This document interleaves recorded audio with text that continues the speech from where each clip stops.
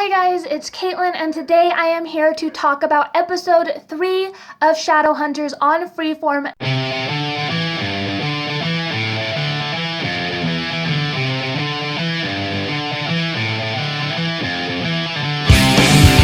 This episode was entitled Dead Man's Party. I will go ahead and link down below my previous reviews for the previous 2 episodes. I really enjoyed this episode. I thought it was way better than the second episode, and I'm not sure if it was better or worse or the same than the pilot episode, which I did enjoy.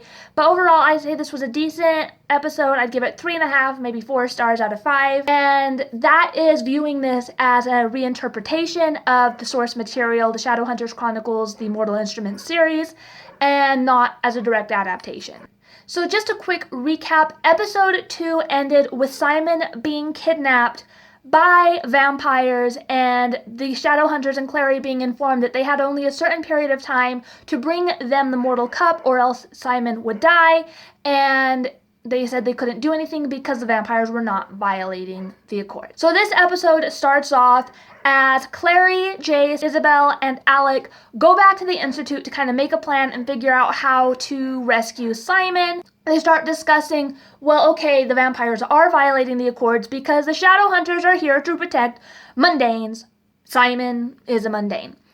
Then it jumps to Simon, who is being locked in this weird cell in the Hotel de Mort. Magnus is not involved in this episode at all. He is just mentioned in passing, I believe, once. So it shows Simon in the cell begging for them to let him out, and then the door opens and a vampire rushes at him with his fangs showing, and you're assuming he is being drained of blood. When Clary finally convinces Alec and Jace and Isabel that they do have to go rescue Simon immediately, their first step is to go to a graveyard because they can't get weapons from the Institute since the Institute is full of people who probably won't agree with them going to rescue Simon. So they go to a graveyard, and while they're there, they start discussing, well, how do we get into the de Mort? And Alec decides that he needs to go back to the Institute after all because there is no bow and arrow. Jace and Alec have a little bit of a spat while in the graveyard because Alec doesn't agree and he thinks that Jace is only getting involved because of Clary, and then Isabel is going to go see a fairy about getting into the Hotel de Mort. Then we have a scene where Jace is teaching Clary how to use the Seraph Blade.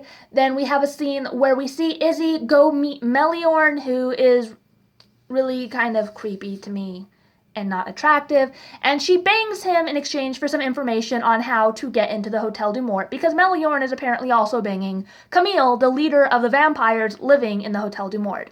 At some point in here, Simon is revealed to be fine. He is brought out to this museum-ish area where he picks a fight with Raphael, and then Camille appears, and Camille sends Raphael away and starts kind of seducing Simon and pretending that she's friendly with him. While Alec is at the Institute getting his bow and arrow, he runs into Hodge. There's an awkward interaction where Hodge is like, that's Clary Fairchild. She is Valentine's daughter. Do what you've got to do. And then Alec comes back and meets up with Isabel, who has gotten the information from Meliorn about how to get into the Hotel de Mort. Meanwhile, Simon, who is in the process of being seduced by Camille, drinks the original recipe Bloody Marys, which I'm assuming actually contain blood, although whether it's human or vampire is unclear, has a makeout session with Camille, bites her, consumes her blood that way, and then Alec and Isabel meet in the hotel basement to act as a diversion for Clary and Jace to kind of come in the front door. After rescuing Simon, Raphael sends Camille away so they won't know she was there. He's holding Simon hostage, forcing them to leave the Hotel de Mort. Once they go out, he throws them outside and basically tells Jace, remember who your friends are. Then we have a moment where Clary and Simon are like, I don't want to lose you, you're my best friend, and Jace and Alec get into this big blow up again after they've just made up about Jace not behaving how he normally would, and then the episode ends. So I did have some issues with this episode, so I'm going to talk about the things I didn't like about this episode first, and then I'm going to talk about the things that I did so that we can kind of end this video on more of a positive note than I usually do. The things that I didn't like was that previously in episode 2, they specifically said the vampires are not violating the accords, there's nothing we can do. And at the beginning of this episode, they're like, well, the vampires are violating the accords, so we should get involved, which to me was kind of a sudden, obscure, unexplained flip-flop. Okay. He wants up here. I wish they would have explained it a little bit more, like maybe kept it as it wasn't violating the Accords and then kind of explained why it wasn't violating the Accords, because as it is, not only was it a flip-flop, my cat just stole my bracelet. But now that it's clear that it is a violation of the Accords, it's kind of unclear why they have to keep them going to intervene secret from the rest of the Institute, and why the Institute would have an issue with them going to deal with this violation of the Accords when Shadowhunters pretty much only exist to protect mundanes and to uphold the Accords anyway, meaning that the Shadowhunters can go in there and kick their asses without any negative repercussions because they're fulfilling the law. Another thing that threw me off is that Camille was present. I'm not sure if they're going to go into her being deposed by Raphael. It did show a little bit at the end that Raphael doesn't agree with her. It showed that throughout the episode, but then where he undermined her after he shooed her away and released Simon to the custody of Clary and the Shadowhunters kind of implies that maybe instead of starting off with Raphael having already deposed Camille and just pretending that he's only the interim leader, maybe it's going to go into that deposition of him kind of kicking her out and taking control of the Hotel du Mort vampires. I don't mind that. I just kind of wish it had been a little bit better explained, but I'm sure that we're going to explore that further and it's going to be made far more clear. I'm not really sure what Camille's issue was, because to me, she was sitting there and I thought that she was seducing Simon for information and trying to find out more about the Mortal Cup, and it's still completely unclear why they want that. Even Raphael seemed to not know why they wanted it.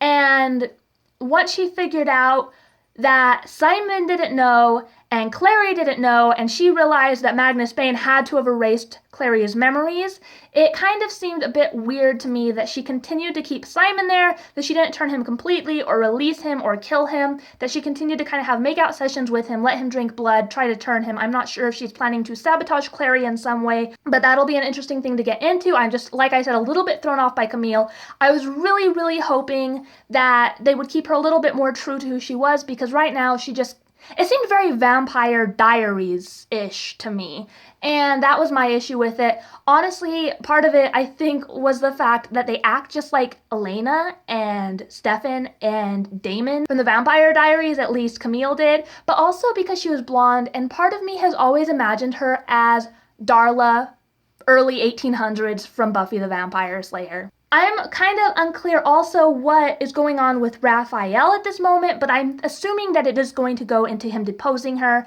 and I really would have liked to see a little bit more insight into that and a little bit more of a hint at how disenfranchised and unimpressed he is with Camille's leadership. I think it's kind of being implied, but I want a more definite, obvious kind of reaction to it. It kind of threw me off also that Hodge immediately apparently recognized Clary and felt the need to tell Alec about it, but didn't tell Jace about it, didn't tell Clary about it, didn't tell anyone in the higher-ups about it, and kind of gave her this information and acted like he didn't know. I'm not sure if it's going to go into how he did know or if he just figured it out. What are you doing? Oh, that's fine. Having a cat is like having a baby.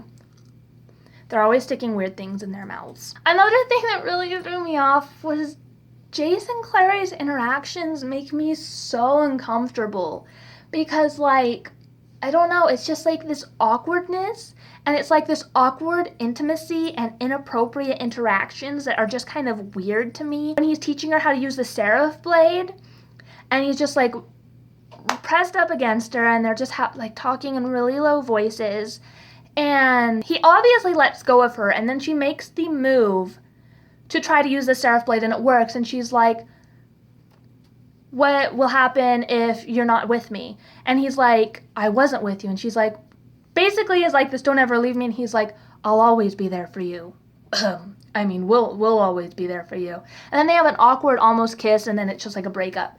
Like, that isn't the interaction I would have expected. I thought it was, like, in the books, it's more of a sarcastic, teasing, mutually wanting, but trying to pretend that they don't want each other interaction relationship. And I much prefer that to this awkward, like, Edward Cullen, Bella Swan, I want you, I'm kind of pretending that I don't, but it's very obvious that I do kind of relationship. And to me, this episode, especially with Simon and Camille and Izzy and Meliorn, and my husband said this and I had to agree, it felt very soft porny to me. Like, There was a lot of stripping, a lot of like heavy makeout sessions and panting, especially for this kind of storyline. Like, I understand they aged the characters up for this purpose, but damn, I was thinking that it was going to be an HBO status and we were going to see some like groins and freaking boobs out soon. I was kind of surprised. I will say though, Izzy, Emeraude, Tobias, oh my gosh, she's a bangin' bod, dude. Like, she looks fabulous. And damn, girl, I don't blame you at all for wanting to get naked in these scenes, but Meliorn made me very uncomfortable. He was shorter than her, and he kind of had this creepy, slimy quality to him. And you know, I noticed that Isabel didn't care that Meliorn obviously is banging other girls, banging other downworlders. She doesn't care. That's fine. You know, do whatever you want, girl. But what I want to know is how. He made me very uncomfortable. He had a weird haircut. His hair was greasy, and I wasn't digging it. Things that I liked about this episode, though, like I said, was I feel like we are getting a more definitive plot now. They are starting to draw in material from the book. It is starting to make sense. Like, I can see how they're going to make this a little bit more conducive. Even though there were some glitches in episode 2, I think they kind of realized that after filming episode 2, maybe. And we're like, okay, well, we filmed it, we've edited it, there's no point, but we're just going to fix it in episode 3.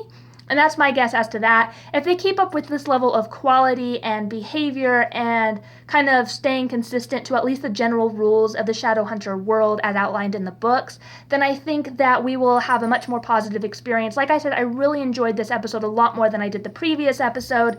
I really, really liked Alec and Jace's interactions in this episode. It's starting to show that they actually do have a very close relationship.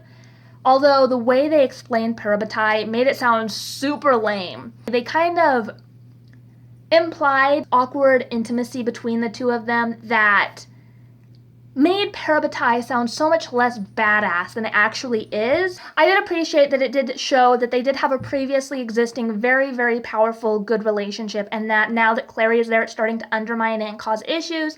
I like that Jace is misinterpreting Alec's jealousy, and that Alec's jealousy is so clear to those of us on the outside. I am really enjoying the direction this is taking. I think Alec's acting is still on point, although I feel like his dialogue this episode was a little worse for wear. He did still do a decent job of pulling off even the worst lines.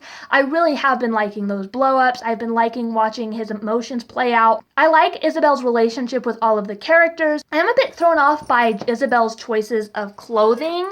It seems a little bit strange to me that if she's going to fight a war, she goes out in a mini dress, low-cut top that barely covers her butt and stiletto heels, because I'm not saying this as in a she shouldn't dress like that. She should dress like that all she wants if she's not going to fight a war. But she is going to fight a war. But overall, yes, I enjoyed this episode. I'm really looking forward to next week's episode. He stole my bracelet again. It looks like they're drawing in Magnus's father because he's eating memories, and it looks like it can go in an interesting area from there. It looks like they're starting to combine things from book 6 into this episode, and it just looks like a really interesting concept. We're finally getting Magnus Bane back, and I'm really looking forward to that.